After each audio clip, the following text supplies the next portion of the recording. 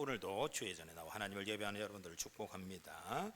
지난 주일은 우리가 추수감사주일을 지켰습니다. 제가 11월을 시작하면서 11월 한 달은 감사라는 주제로 말씀을 나누리라 그렇게 말씀을 드렸습니다.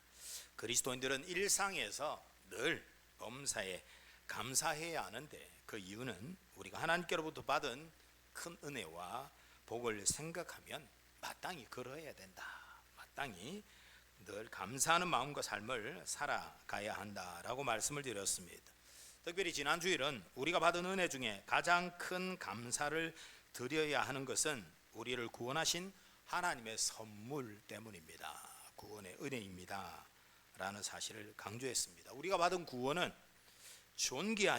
너무 존귀하신 창조주 하나님께서 우리에게 주신 선물인데 이 세상에 그 무엇과도 비교할 수 없는 가치를 가지고 있는, 죄와 허물로 죽었던 우리가 구원받아 영생을 얻게 되어진 것이니까요. 그리고 우리가 하나님의 자녀가 되는 권세를 얻게 되어진 것이니까 이게 얼마나 큰 정말 귀한 선물입니까? 이런 엄청난 신비, 정말 신비롭다라고 표현할 수밖에 없는 우리를 구원하신 하나님의 은혜입니다. 기억하실지 모르겠지만 이전에 기다리는 사람들, 다시 오실 주님을 기다리며 찬양하는 그 기다리는 사람들이라는 찬양사역자들이 있었습니다. 그 찬양사역자들이 2집 앨범이 바로 신비, 우리를 구원하신 하나님의 놀라우신 은혜가 정말 신비롭다, 이것을 노래하는 그런 찬양으로 음반을 그렇게 만들었던 기억이 있습니다. 그러므로 우리가 그리스도인이 되었다는 것은 하나님께 마땅히 감사해야 한다는 말씀, 우리가 꼭 기억하며 늘 감사하는 그런 마음, 또 일상뿐만 아니라 예배 나오면서도 그런 마음을 늘 넘치도록 가져야 될 것입니다. 왜 이 감사하는 마음이 중요하냐? 오늘 말씀을 통하여서 저는 감사신앙을 통해서 경험하게 되어지는 기적, 이에 대해서 하나님의 말씀을 나누려고 합니다. 여러분, 오늘 우리가 읽었던 본문 말씀은 우리가 너무 잘 아는 오병이어, 떡 5개와 물고기 2마리에 대한 말씀입니다. 오늘 본문은 신앙생활을 오래 했던, 교회에 오래 다녔던 사람이라면 아마 가장 많이 들은 설교 본문 중에 하나가 아닐까. 오늘 본문 오병이어의 기적, 그것은 많이 설교를 들었기 때문에 너무 잘 아실 것입니다. 가장 그 핵심이 되는 주제가 무엇입니까? 와, 신기하다, 놀라운 기적이 기록되어져 있지만 이 오병이어의 기적은 생명의 떡으로 오신 예수님, 우리 예수님이 생명의 주인이 되시고 우리 예수님이 바로 하나님이 약속하신 메시아이신 것을 보여주시는 그런 말씀입니다.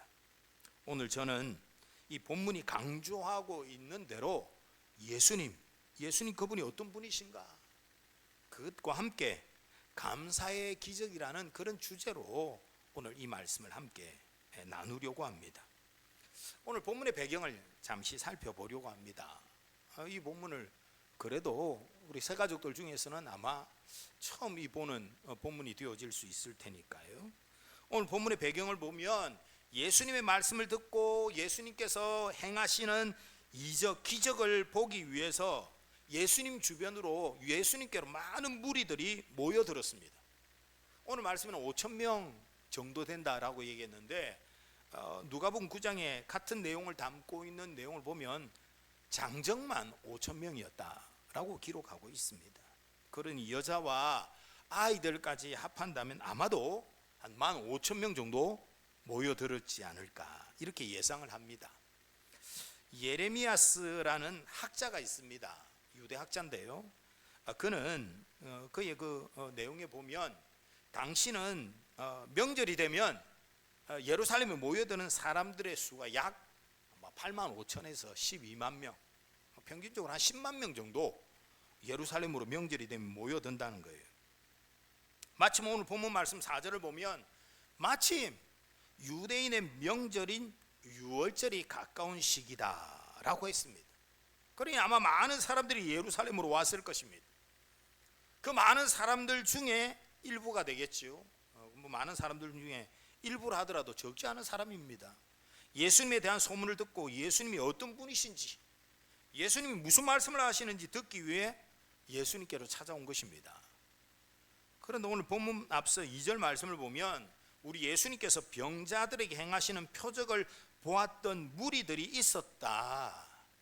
그러니까 아마 예수님께서 뭐 어떤 분인가, 또 예수님 말씀 좀 듣고자 하는 사람들이 있었겠지만 예수님이 행하신 병자를 고치신 그 사역을 보고 소문을 내고, 그러니까 병자들 중에 혹 예수님에게 병 고침을 받을까 하는 기대하는 마음으로 몰려든 사람들도 그런 사람들도 많이 있었을 것입니다.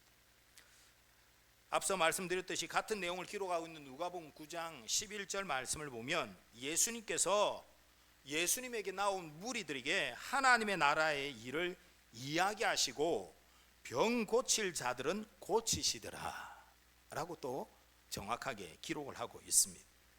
여러분, 그런데 문제가 생겼습니다. 누가복음 9장 12절의 말씀에 보면 시간이 흘러서 날이 저물어 가고 있다.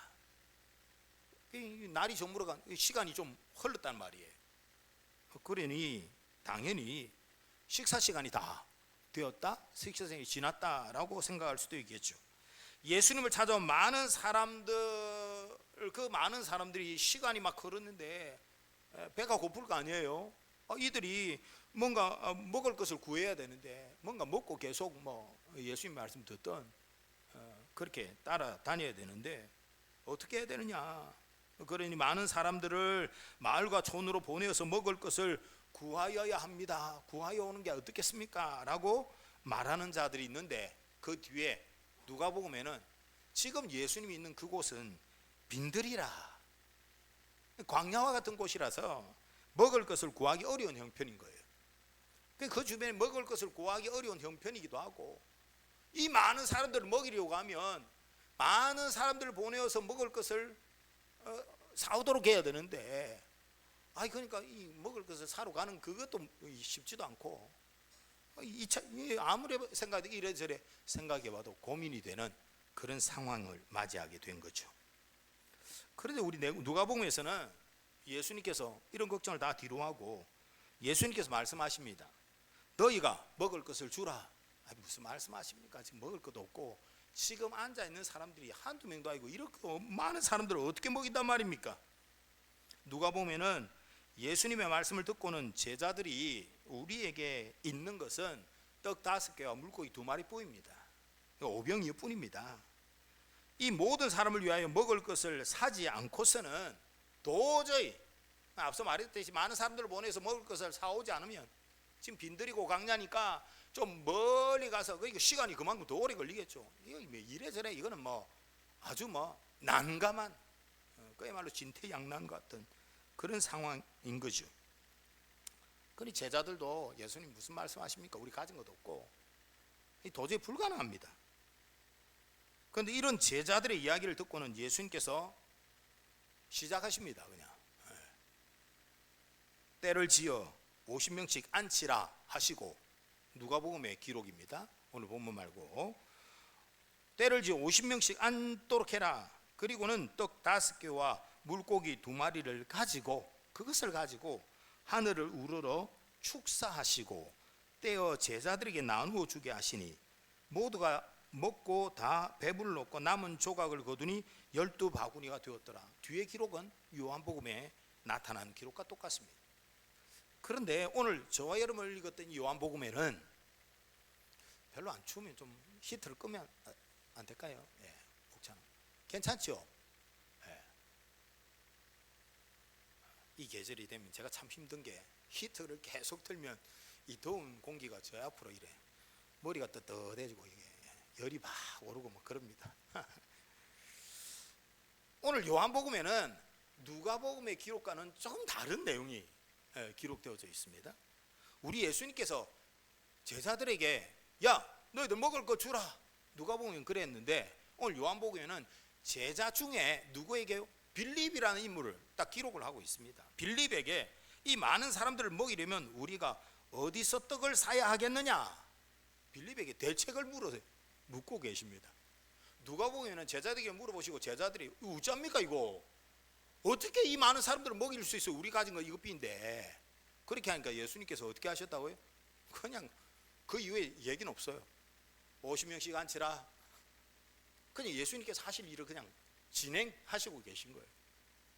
오늘 말씀에는 예수님께서 빌립에게 그렇다면 이 많은 사람들을 먹이려면 어디까지 가서 어디에 가서 떡을 사야 하겠느냐. 그런데 이어서 나타나는 말씀에 보면, 오늘 본문 말씀에 보면 이렇게 빌립에게 하신 말씀이 뭐예요? 진짜 뭐 예수님께서 많은 사람들을 보내서 먹을 것을 사오게 하려고 하시는 게 아니고, 누가복음에 없는 요한복음에 이 기록이 남아 있는 것은, 우리 예수님께서 빌립에게 이렇게 물어보신 것은 그 이유가 뭐라고요? 빌립을 시험하기 위해서 그랬다. 예수님께서 빌립의 마음을 다 알고 계신데, 그런데 물어보신 것은, 그것은 빌립을 시험하기 위해서다. 여러분, 근데 이 말씀을 다 아시면서 속을 떠보기 위해서 그러신 건가? 아니죠. 성경에서 우리가 분명히 이 시험이라는 단어가 영어로 뭐 두 가지로 나타나고 있는데, 하나는 유혹하고 빠뜨리는 것이고, 또 다른 시험은 뭐예요? 야고보서의 또 다른 시험은 우리를 테스트라는 말은 뭐예요? 우리를 성숙시키고 성장시키기 위함입니다. 분명히 우리 예수님께서 빌립에게 이렇게 물어보신 이유는 빌립에게 이 일을 통하여서 빌립의 믿음을 더 성장시키기 위함이시죠. 이 일을 통해서 빌립의 신앙을 더 성숙시키기 위해서. 사실 빌립은 오늘 본문 이전에도 예수님이 행하신 기적을 본 사람입니다. 오늘 우리 요한복음 6장의 말씀이잖아요. 요한복음 2장의 첫 기적이 뭐였어요? 물로 포도주를 만드는 놀라운 기적이 나타나고 있습니다. 그 이후에도 우리 예수님께서 많은 병자들을 고치시는 것을 보았어요. 그럼에도 불구하고 우리 예수님께서 행하신 일, 예수님께서 행하신 기적, 그것은 뭡니까? 우리 예수님이 누구이신지를 분명히 보여주고 있는 거예요. 오늘 말씀을 통하여서도 우리 예수님은 생명의 떡, 우리 예수님은 생명이시고 바로 이 땅에 오신 메시아이심을 보여주시는 기적이라고 했습니다. 이전의 모든 기적들은 기적 그 자체가 중요한 게 아니고 우리 예수님이 어떤 분이신가를 보여주신 거예요. 그럼에도 불구하고 지금 빌립은 예수 그리스도에 대한 확신이 아직도 부족한 거예요. 오늘 말씀에 나타나는 빌립의 모습을 보십시오. 예수님이 어떤 분이신지를 분명히 보여주시고 기적들을 보아왔음에도 불구하고 여전히 지금 이 상황 속에서 빌립은 자기 생각, 빌립의 대답을 한번 보세요. 예수님, 이 많은 사람들 7절에 보면 조금씩 먹게 할지라도 200데나리온의 떡이 부족합니다. 예수님의 질문에 대해서 마치 기다렸다는 듯이 바로 대답을 합니다. 참 계산이 빠른 사람입니다.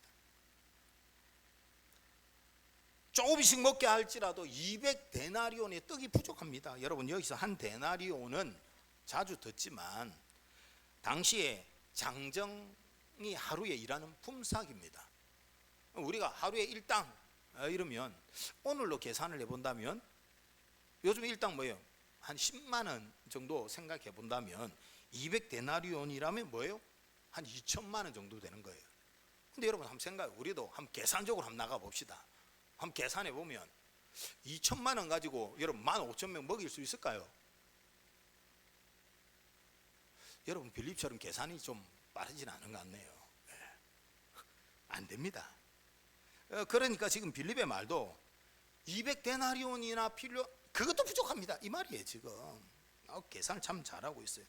아주 그 근거 자료도 우리가 들어볼 때 굉장히 합리적인 그런 사람 아닙니까? 빌립의 대답을 본다면 굉장히 논리적이고 현실적이고 이성적이고 합리적인 그런 대답을 하고 있는 것입니다. 저는 이 장면을 보면서 이 빌립의 대답을 보면서 우리 예수님이 하신 질문이 만약에 수학 시험이었다면 훌륭한 대답입니다. 계산을 다 해보니까 정확한 수치는 아니라도 아주 대충 맞출 수 있는, 그러니까 뭐 수학 시험이든 뭐 다른 과목 학문으로 본다면 굉장히 훌륭한 대답이지만 우리 예수님의 이 질문은 무슨 시험이었어요? 무슨 테스트였습니까? 믿음입니다. 믿음의 시험이었기 때문에 이 빌립의 대답은 정답이 될 수 없는 것입니다. 빌립은 지금 상황 파악은 잘하는 것 같고 현실은 잘 직시하고 있는데, 그러나 중요한 것은 지금 그들과 함께 하시는 예수님, 그 예수님이 어떤 분이신지에 대해서 생각하지 않고 있는 것입니다. 사랑하는 여러분, 우리 믿음의 사람들에게 가장 중요한 관점이 뭐냐? 그것은 눈앞에 보이는 현실, 현재 상황, 여러분, 그것보다도 더 우리가 우선되어야 될 것은 무엇입니까? 믿음의 사람들에게 우선되어야 될 것, 그건 뭔가? 우리 가운데 함께 계신 하나님, 우리와 함께 하시는 하나님, 그 하나님의 능력, 그 하나님이 어떤 분이고 그 하나님이 어떤 일을 하실 수 있는 분이신지 우리는 그것을 생각하며 살아가야 되는 것입니다. 여러분, 오늘 말씀의 빌립의 대답을 들으신 우리 예수님께서 어떻게 하셨습니까? 제자들 중에 안드레가 지금 우리에게 있는 것은 보리떡 5개와 물고기 2마리뿐인데 이것으로 무엇을 할 수 있겠습니까? 그렇게 이야기를 했습니다. 도저히 안 됩니다. 안드레까지 거들었어요. 그런데 우리 예수님께서 이제 시작하십니다. 누가복음처럼 거두절미하고 무리들을 앉게 해라. 오늘 말씀에는 무리들을 앉게 해라. 누가복음에는 몇 명씩요? 때를 지어 50명씩. 같이 한번 생각해 보십시오. 정말 택도 없이 부족한, 기대할 수도 없고 생각할 수도 없는 오병이어 물고기 2마리, 보리떡 5개를 가지고 장정만 5,000명이나 되는 이 많은 무리들을 먹이시려고 이미 결정을 하신 것입니다. 예수님의 생각은 말도 안 되게 부족한 것이었지만 너희들이 가진 그것을 내게로 가져오라. 내게로 가져오라. 그리고 이어서 11절에 뭐라고 말씀하고 계십니까? 우리 예수님께서 너희들이 가진 거 가져오라. 너희들이 뭐 가져왔다고? 물고기 2마리와 보리떡 5개 가져온나? 그리고 예수님께서 뭐 하셨다는 거예요? 누가복음에도 그렇고 요한복음에도 똑같이 예수님이 하신 일이 뭐예요? 축사하시고 있습니다. 여러분, 여기서 축사했다 이 말이 여러분 원어를 보면 감사했다는 말입니다. 축사라는 이 표현을 많은 분들이 축복 기도를 드린 것으로 그렇게 이야기하시는 분들이 있습니다만은, 여기서 축사라는 이 단어는 헬라어로 보면 유카리스테오라는 이 말은 감사하다라는 말입니다. 한자어로 빌축자의 사례 혹은 감사할 사자입니다. 축복 기도라는 의미보다는 뭐예요? 감사 기도입니다. 지금 예수님께서 제자들과 무리들에게 보여주시고자 하시는 것은 제가 이미 말씀하신 대로 예수님 자신이 누구신지를 보여주고 있는 것 분명합니다. 예수님은 생명의 떡이십니다. 생명의 주인이십니다. 그러므로 예수님 계신 그곳에는 생명의 풍성함을 누리게 되어집니다. 오늘 제자들 손에 있는 오병이어, 사실 이 많은 사람들에게는 말도 안 되는 것입니다.